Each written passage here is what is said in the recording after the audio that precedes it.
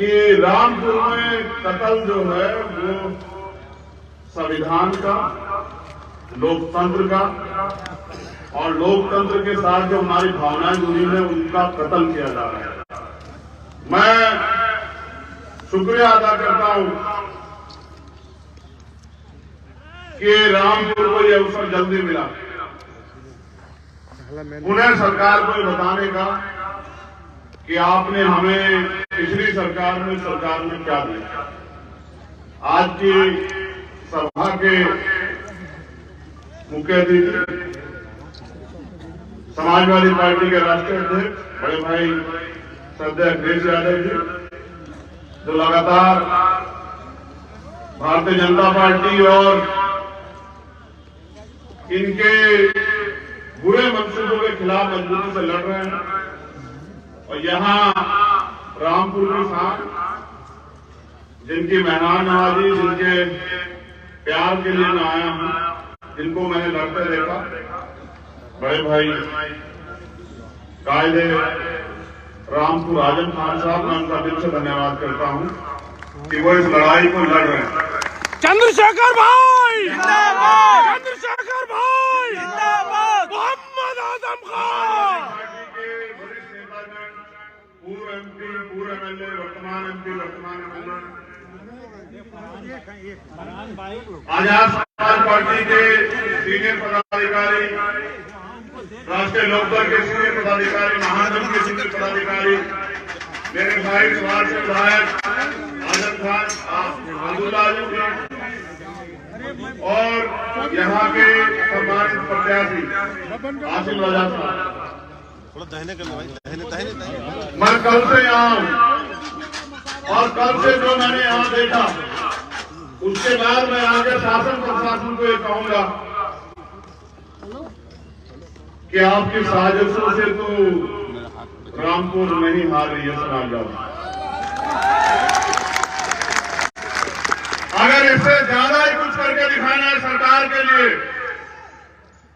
तो एक काम करो, मिलकर चुनाव आयोग से कहो कि बीजेपी के दफ्तर से विधानसभा का सर्टिफिकेट जो है वो बीजेपी के प्रत्याशी को जारी करा दे। इसके अलावा कोई रास्ता नहीं। चंद्रशेखर भाई की जनता तो दोबारा आजम खान, अखिलेश यादव जी के भरोसे पे खरी उतरेगी और यहाँ आपके मंसूबों को सबक सिखाने का काम करेगी। आप मेरी बात को याद रखें। मुझे तकलीफ एक बात की है कि यहाँ शहर में जो लोग मेरे लिए जान देने को तैयार रहते हैं उनकी संख्या थोड़ी सी कम है, वरना मैं बताता कि लाठियों से किस तरह मुकाबला होता है। चंद्रशेखर भाई सरकार, मैं पूरी जिम्मेदारी से कह रहा हूं, सरकार आपसे खेल रही है। ये जनता है, आवाम है।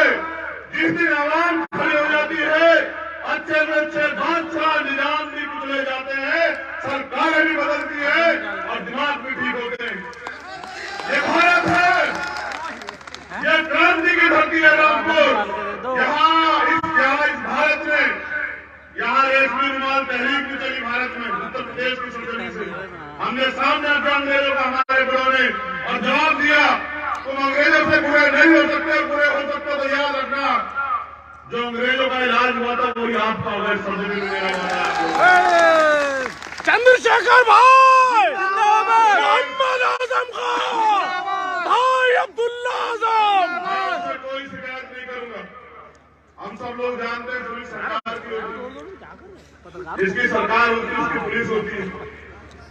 मजा आ गया पूरे बॉर्डर पे। आजम भाई कहेंगे तो आप सोचोगे भाई ठंडा खिला दिया, इसलिए कह रहे हैं कि हालात खराब है। मैं कह रहा हूँ, मैंने सारी बातें कल सुनी, लेकिन कल पूरी दिन और रात में, पूरी रात हम लोग इन तरह कार्यकर्ताओं से सुबह से मिल रहे हैं, हर एक गली तक पहुंचने का प्रयास कर रहे हैं। और जो मंजर बताया जा रहा है उसके बाद में बात कह रहा हूं, झंडा गाड़ी देख के, नाम पूछ के, जाति पूछ के सड़क ब्लॉक करके रोक रहे हो, डरा के राज करना चाहते हो, दबा के राज करना चाहते हो। आप डरा के राज करना चाहते हो, ये आपका व्यवहार, आपकी फितरत है, और उसके लोगों की, बीजेपी के लोगों की। और हम दिलों को जोड़ के राज करना चाहते हैं, उनकी खिदमत करना चाहते हैं, ये ताकत है हमारी। चंद्रशेखर भाई अगर लड़ने का की हिम्मत है, जज्बा है, सामने करने चाहते हो, पूरी बीजेपी की सरकार यहाँ पड़ी हुई है, तो करो सामना, वोट से कराओ फिर इलेक्शन। अगर तुम्हें एहसास ना हुआ कि मुकाबला किससे है, तो तब बताना। मैं पूरी जिम्मेदारी से कह रहा हूँ, जितने वोट ये लोग रोकने का काम करेंगे, उससे ज्यादा वोट मेरे लोग हर बूथ पर डाल के आपको सबक सिखाने का काम करेंगे। आप मेरी बात को याद रखना। चंद्रशेखर भाई जिंदाबाद, चंद्रशेखर भाई जिंदाबाद। झूठ बोलते हैं भाजपा के नेता, जितने वादे के सब झूठे हैं, खोखले, और डरी हुई है, इसलिए चुनाव का सामना नहीं कर रही है। मैंने यहां भी देखा, मैंने पूछा आजम भाई से कि ये लोग क्यों चले गए, तो वो चुप हो गए, मैं कुछ कहना नहीं चाहता। तो मैंने सोचा आम से पूछने से, तो पता लगा कि जो भी कन्वेंशन में निकलता है समाजवादी का झंडा पकड़ के, रात में पुलिस चले जाती है और कहती है क्या तो बीजेपी ज्वाइन करोगे, वरना सुबह घर में ताले लग जाएंगे। मैं ये पूछना चाहता हूँ, कितने घरों पे ताले लगाओ? इसलिए सरकार में आए हो कि लोगों के घरों पे ताले लगाओगे? इसलिए सरकार में आए हो कि गरीब के, कमजोरों के साथ अन्याय करो, इसलिए सरकार में आए हो? डबल इंजन की सरकार बताते, डबल इंजन की सरकार नहीं है। दोनों हाथों से मजलूमों को, गरीबों को, किसानों को, नौजवानों को, महिलाओं को किस तरह लूटना है, ये वो लूटने वाली डबल इंजन की सरकार है। अब जनता खबरदार हो रही है। यहाँ उपस्थित ये जनसमूह जो ना जाने कैसे कैसे आया, मैं दाद देता हूं आपकी हिम्मत की। रामपुर वासियों, आपका मुकाबला कोई नहीं कर सकता, याद रखना मेरी बात को। चंद्रशेखर भाई जिंदाबाद, मोहम्मद आजम खान जिंदाबाद, भाई अब्दुल्ला आजम की बहादुर है आप, और जो लड़ने का जज्बा आपने रामपुर में दिखाया आज फिर, ये सिर्फ रामपुर नहीं, पूरा देश देख रहा है। क्योंकि 3 सीटों का चुनाव है, 2 विधानसभा का और 1 लोकसभा का। मैं पूरी जिम्मेदारी से कह रहा हूं, अखिलेश जी की मेहनत की वजह से कह रहा हूं, बिना जाए मैनपुरी कह रहा हूं कि हम मैनपुरी भी जीतेंगे, हम खतौली भी जीतेंगे, हम रामपुर भी जीतेंगे, और पिछले मार्जिन से ज्यादा जीतेंगे। आज सरकार से बात करो, कल मुख्यमंत्री जी थे खतौली में, कभी मुद्दों की बात नहीं करेंगे। किसानों की धरती खतौली, खतौली पे बात नहीं करेंगे, किसानों पे बात नहीं करेंगे। हमेशा लड़ाने की, भिड़ाने की, धर्म की, मजहब की, मुसलमान की, हिंदू की, नफरत की बात करेंगे। और अगर कोई पूछे कि कहाँ रोजगार साहब, पहले तो भर्ती नहीं आती, भर्ती आती तो कोई भर्ती बैठे, पूर्व मुख्यमंत्री हमारे बड़े भाई बैठे हैं, भर्तियां उनकी सरकार में नहीं हुई है, पिछली सरकारों में नहीं हुई, लेकिन एक भर्ती है जिसका पेपर लीक हुआ। पहले पेपर लीक होता है, फिर थोड़े बहुत अगर बच्चे कमजोर करके चले जाओ तो 69,000 शिक्षक भर्ती में जैसे घोटाला हुआ, ऐसे घोटाले होते उनको निकाल दिया जाता है।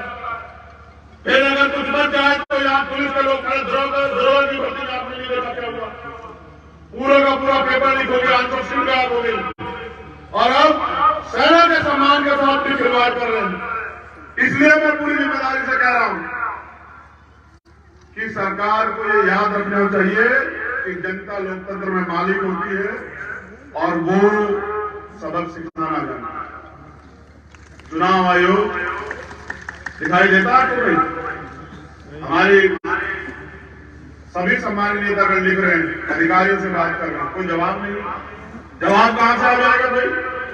जब एक दिन पहले कोई वीआरएस ले और अगले दिन सारी फॉर्मेलिटी पूरी हो, प्राइम मिनिस्टर जी जो है एनओसी दे दे और उनको इलेक्शन कमीशन का इंचार्ज बना दिया, तो आपको समझना चाहिए कि किस तरह सरकार सीबीआई, ईडी, इनकम टैक्स का दुरुपयोग कर रही है, किस तरह पुलिस का दुरुपयोग कर रही है।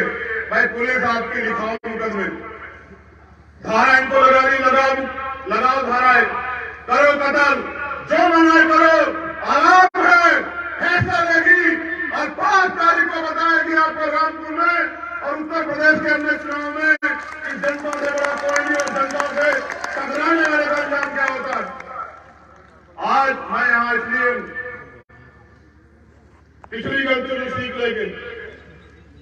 कि मेरे कंधों पे बड़ी जिम्मेदारी, जो न्याय आज मजलूम सह रहे हैं, उनकी उम्मीदों को टूटने नहीं देना।